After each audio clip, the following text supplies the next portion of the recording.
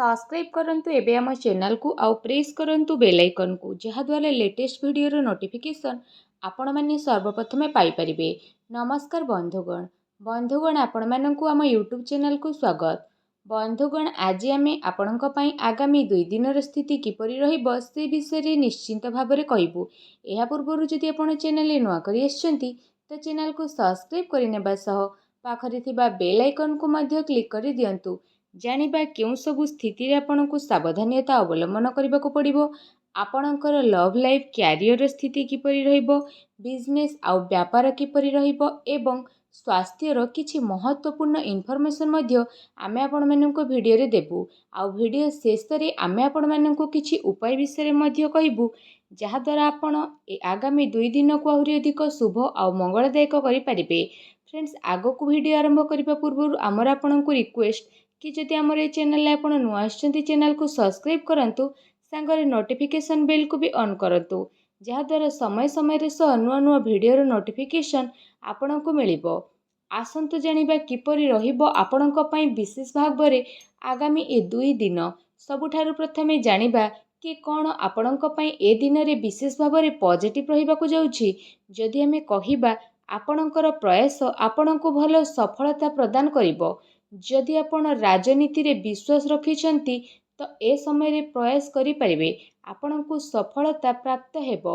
संतान पक्ष अनुकूल रहिबार संभावना विशेष भाबरे बनुछि। आपणको विशेष भाबरे अचानक धन प्राप्तिर अवसर मध्य प्राप्त हेबो। एथिरे आपणकर भाग्य भलो साथ देबो। ता सहित जदि कहिबा आपणकर प्रति कार्य सरलतार पूर्वक संपन्न हेबो। कौनसी मनोहर स्थल रे प्रवास मध्य आपणकर होई पारे। पुराणा मित्रंक सह साक्षात हेबो जहा लाभदायक सिद्ध हेबो एवं घरर साज सज्जारे नुआपण नेकी आसीबे। वाहन सुख आपणको विशेष रूप रे प्राप्त हेबो। नुआ योजना आउ विचारधारार नवीनता द्वारा व्यापार प्रगति दिगकू अग्रसर हेबा पई लागिबो। कला प्रति आपणकर विशेष भाबरे अभिरुचि मध्य रहिबाकू जाउछि। आपणकर अनेक इच्छा तो पूरण हेबो जहा द्वारा आपण प्रसन्नचित मध्य रहिबे एवं बहुत समय अटकी थिबा कौनसी योजना मध्य पूर्ण होई जिवो जहा द्वारा आपणको बहुत भलो धनर लाभ हेबो एवं जहा द्वारा आपणकर मन बहुत अधिक प्रसन्न रहिबो। आपण घर परिवार आउ संतान मामला रे आनंद आउ संतोष भाव मध्य अनुभव करिवे। ईश्वरंकर आराधना जॉब एवं आध्यात्मिकता आपणको शांतिर अनुभव करैबो। कार्य क्षेत्र रे निजर परिश्रम द्वारा सफलता पाइबे आउ यार फलस्वरूप आत्मविश्वास मध्य बढ़िबो। मन उत्साहित रहिबो। कार्य क्षेत्र रे सब कार्य सफल हेबो। अटकी थिबा कार्य आपणकर पूर्ण मध्य होई जिवो। संतान संबंधित शुभ समाचार मिलिबो। विद्यार्थी माने मौज मजलिस करिवे एवं पाठ पढ़ारे जो परिश्रम करिथिले तार फल सफलता पूर्वक आपणको प्राप्त हेबो। फ्रेंड्स जानिबा आपणको पई कोन नेगेटिव रहिछि। जदि कहिबा ए समय आपणको पई काफी उत्थान पतन भरा रहिबा कारणरू काफी भल मध्य रहिबाकू जाउछि। मुश्किल हालात सह बंचिबा पई आपणको गोटे भल बजेट र ध्यान रखिबार आवश्यकता रहिछि। विशेष रूप रे जदि एठी कहिबा अन्यथा आपणको फाइनेंशियल समस्या भितरे निजको घेरिकी ही रखिबे। कार्यभारर तो अधिकता रहिबो जहा द्वारा शारीरिक तथा मानसिक थकापन अनुभव करिवे। मनोरंजन सौंदर्य प्रसाधन आभूषण प्रति मध्य विशेष भाबरे खर्च बढ़ी पारे। चिंतारू दूरी रहिबा पई निजर दायित्ववान समयर सदुपयोग करंतु। जल्दबाजी रे कौनसी डिसीजन नियंतु नाही, अन्यथा जीवन रे आपणको पश्चाताप करबाकू पड़िबो। एहा सहित निज कार्य आउ कहा उपरे न देकी निजे निजर कार्य को करिबा पई चेष्टा करंतु।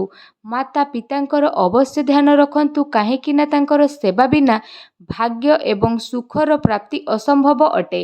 एहा सहित क्रोध उपरे नियंत्रण एवं बाणी उपरे आपणको संयमता रखिबाकू पड़िबो। एपरि न हेउ कहार भलो करू करू आपण प्रॉब्लम को आनिकी निजे निजे देखिबाकू पाइबे। बाणी आउ दुर्घटना रे सावधान रुहंतु।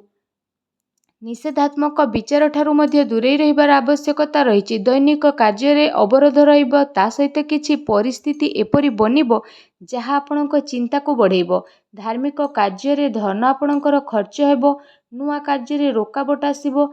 समस्या को सुलझेबा पई कहार परामर्श अवश्य नियंतु।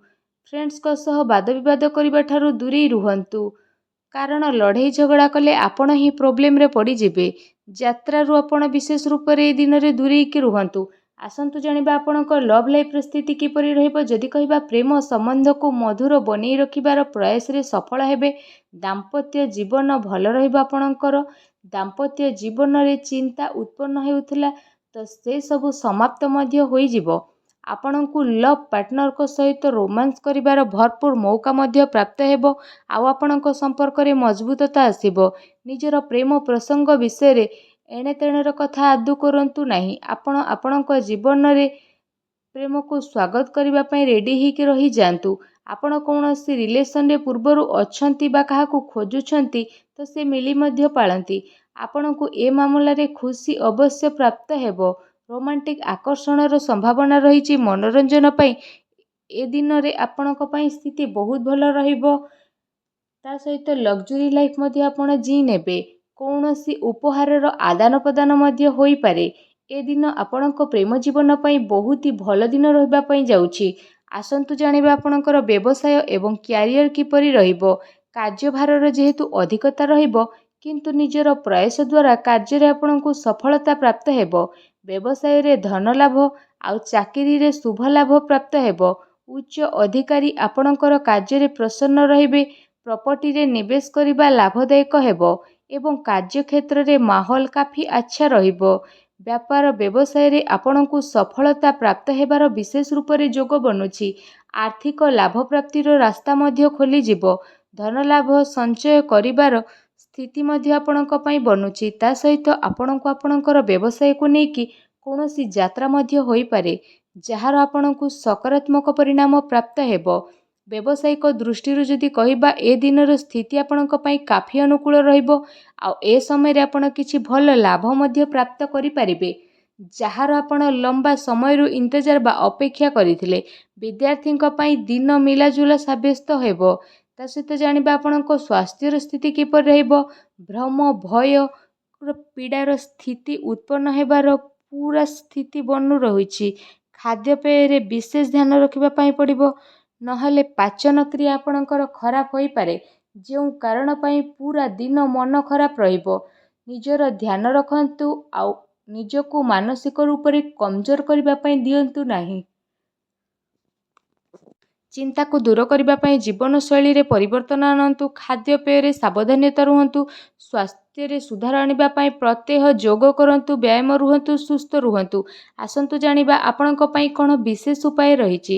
ଯଦି କହିବା ଆପଣ ସ୍ନାନ ଆଦି ବିଶେଷ ଭାବରେ କରିସାରିବା ପରେ କୌଣସି ଗରିବ, ଅସହାୟ, ରୋଗୀ କିମ୍ବା କିନ୍ନରଙ୍କର ସହାୟତା କୌଣସି ବି ରୂପରେ ନିଜର ଶ୍ରଦ୍ଧା ଅନୁସାରେ, ନିଜର ସାମର୍ଥ୍ୟ ଅନୁସାରେ ଅବଶ୍ୟ କରନ୍ତୁ। ଏପରି କରିବା ଦ୍ୱାରା ଭଗବାନ ଶନିଦେବଙ୍କର ସିଧା ଆଶୀର୍ବାଦ ଆପଣଙ୍କୁ ପ୍ରାପ୍ତ ହେବ। ଆଉ ଭଗବାନ ଶନିଦେବ ଆପଣଙ୍କର ସବୁ କାର୍ଯ୍ୟକୁ ପୂରା କରିବେ। ଆଉ ଆପଣଙ୍କ ଜୀବନରେ ଯାହା ବି ପ୍ରୋବ୍ଲେମ୍ ଚାଲିଛି, ସବୁ ପ୍ରୋବ୍ଲେମର ଅନ୍ତ ଘଟିବ। ଆପଣଙ୍କ ଜୀବନରେ ସବୁବେଳେ ଖୁସି ହିଁ ଖୁସି ରହିବ। କେମିତି ଲାଗିଲା ଭିଡ଼ିଓ ଆମକୁ କମେଣ୍ଟ କରିକି ଜଣାଇବେ। ଚ୍ୟାନେଲରେ ନୂଆ ଆସିଥିଲେ ଚ୍ୟାନେଲକୁ ସବସ୍କ୍ରାଇବ୍ କରିବେ। ଧନ୍ୟବାଦ।